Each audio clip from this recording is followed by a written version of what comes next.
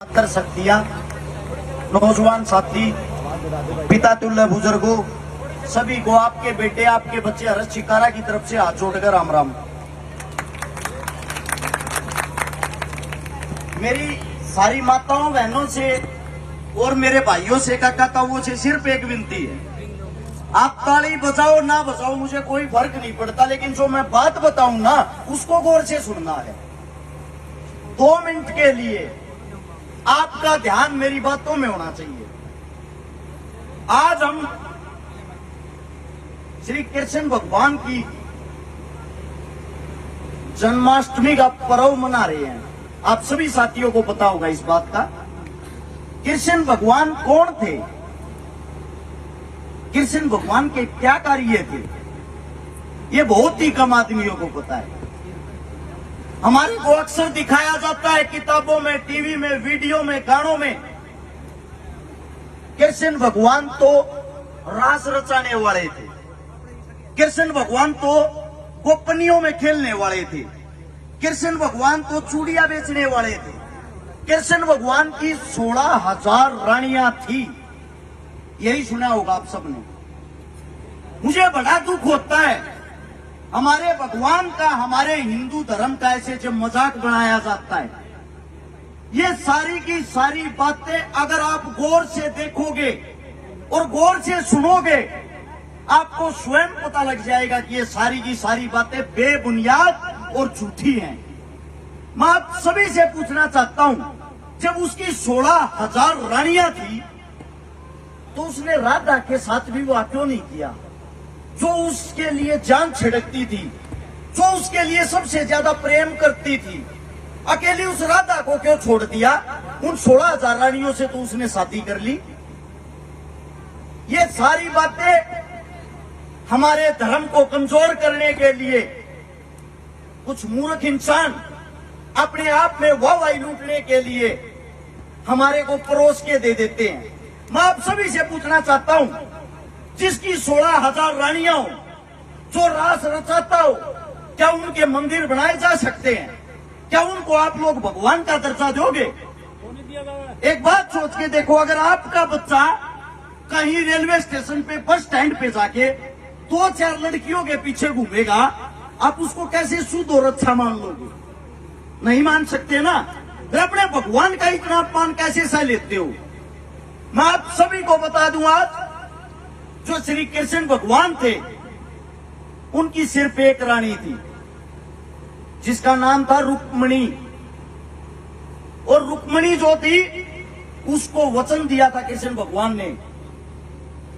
वो वचनों का पक्का इंसान था, वो ग्रंथों का ज्ञाता था, वो हर चीज को समझने वाला था, वो हमारे हिंदू धर्म को बचाने वाला था। वो ऐसी गलत शिक्षा हमें कभी नहीं दे सकता। आप अपने छोटे छोटे बच्चों को कन्हैया की ड्रेस पहनाते हो, उनको तैयार करते हो। मैं आपसे पूछना चाहता हूं, अपने बच्चे का ऐसा जीवन कौन बर्बाद करना चाहेगा? अगर कृष्ण भगवान सच में इतने गंदे होते। अब मैं बताता हूं कृष्ण भगवान कौन था। कृष्ण भगवान की हर चीज से एक एक चीज जुड़ी हुई है। कृष्ण का साथी था सुदामा, जो सबसे गरीब था।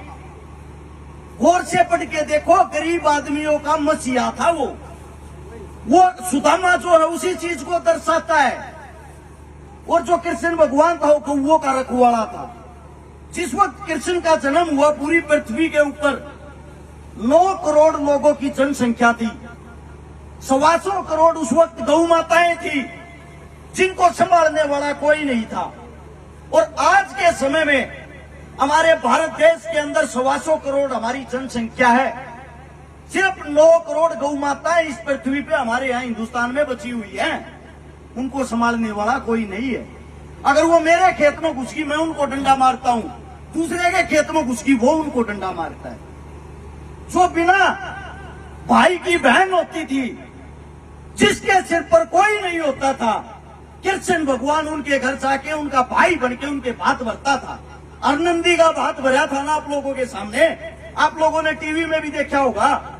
जो जब बिना भाई की बहन की इतनी चिंता, इतनी फिक्र करता है, वो 16,000 रानियों के साथ कैसे रास रचा लेगा? मैं आप सभी साथियों को एक छोटी सी बात बता दूं।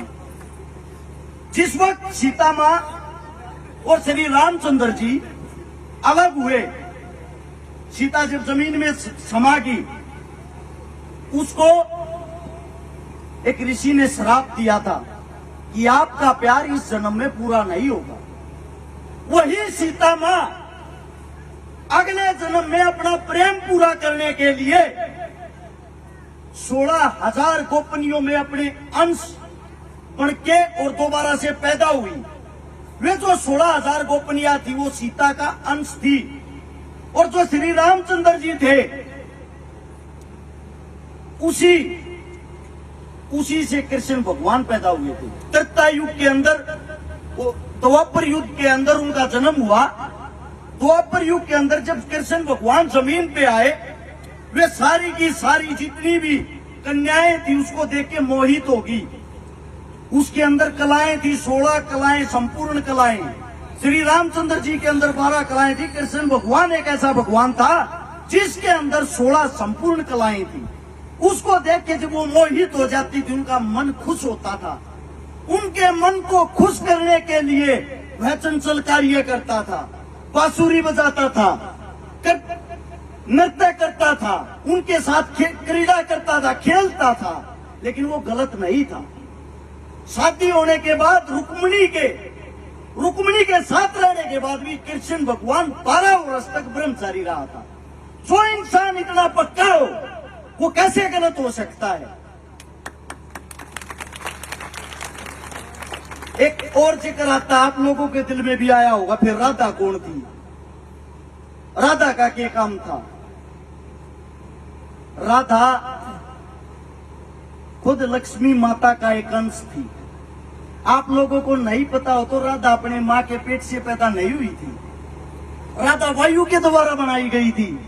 उसकी माता जी ने योग से पैदा की थी। जब राधा का जन्म हुआ, राधा की उम्र 11 महीने थी। कृष्ण भगवान तो उसके बाद जमीन पर आया था। राधा जब 11 महीने की हो चुकी थी, राधा आंखें नहीं खोलती थी। राधा ने दुनिया ही नहीं देखी थी, दुनिया कैसी है। राधा ने सिर्फ एक ही इंसान के लिए जन्म लिया था। जब कृष्ण भगवान 1 साल का होता है, उसकी यशोदा माता, राधा की जो माता की दोस्त थी, उससे मिलने के लिए उसके गांव चली जाती है, अपने कृष्ण भगवान को, अपने बेटे को गोदी में लेके। और उस वक्त राधा की उम्र लगभग 2 साल की हो चुकी थी, क्योंकि वो 11 महीने बड़ी थी। उन्होंने बताया, यशोदा जी, हमारी पुत्री 2 साल की होने वाली, इसने अभी तक आज तक आंखें नहीं खोल ली। उसी वक्त उसने कहा, जरा मुझे गोदी में तो दो। उसके एक हाथ में कृष्ण, दूसरे हाथ में, जैसे ही वो गोदी में राधा को लेती है, राधा की आंखें खुल जाती हैं। और राधा को कोई सबसे पहला चेहरा नजर आता, वो कृष्ण भगवान था। उनका प्रेम वहां से शुरू हुआ था। वे प्रेम करते थे। कृष्ण भगवान ये कहता था, मैं पूरी दुनिया को अपना बना सकता हूं। तू ऐसी चीज है राधा, एक तू ऐसी चीज है जिसने मुझे अपना बनाया है। तेरे को देख के मेरे दिल को खुशी होती है, तेरे को देख के मैं हर चीज को भूल जाता हूं। वो जब गाय चराने के लिए जाता था, जो अपनी बंसी बजाता था, बांसुरी बजाता था, आंखें बंद करता था, उसके मुंह से जो शब्द निकलता था, वो शब्द सिर्फ एक ही था, राधे राधे। कृष्ण भगवान ने राधा को भी एक चीज दी थी, जब हम इस सृष्टि पे नहीं होंगे, हमारे बच्चे हमारे को याद करेंगे। वो बात दूर है, राधा मैं तेरे से शादी नहीं कर पाया, लेकिन मेरे नाम से पहले तेरा नाम लिया जाएगा, इसीलिए हम राधा कृष्ण कहते हैं, ना कि कृष्ण राधा। तो किसी के प्रेम पे शक ना करें। आपके जो बच्चे हैं उनको सिखाएं कि हमारे भगवान इतने खराब कैरेक्टर के, चरित्र के नहीं थे, उनको बदनाम ना किया जाए। उनका तो प्रेम ऐसा था, एक बारी रुक्मिणी बोली, राधा में ऐसा क्या है जो मेरे में नहीं। मां हरिद्वार के अंदर पैदा हुई, गंगा मां की कोख में, और आप हर वक्त राधा को याद करते हैं। कृष्ण भगवान ताना मारता है, राधा तो राधा ही है। रुक्मिणी बोली मेरे को भी राधा से मिलना है, मैं जब मानू आप मुझे मिलाओ, राधा में ऐसा क्या है? बोला राधा से मिलना है, चल तैयार हो ले। वन की तरफ दोनों जाते हैं। 6 कोस का पैदल का रास्ता था, जहां पे कंकर ईंट,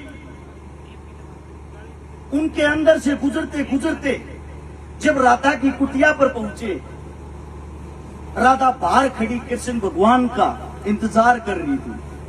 जब कृष्ण भगवान के पैर वहां जमीन पर रखे, राधा के हाथ में एक प्लेट थी जिसके अंदर पानी था, पानी का एक जग था।